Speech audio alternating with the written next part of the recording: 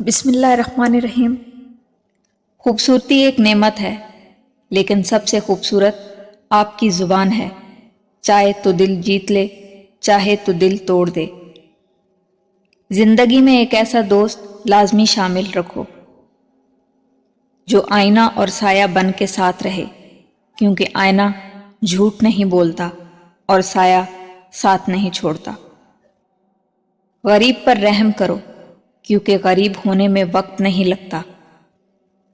زبان سے نکلے ہوئے الفاظ جسم کو نہیں، روح کو زخمی کرتے ہیں۔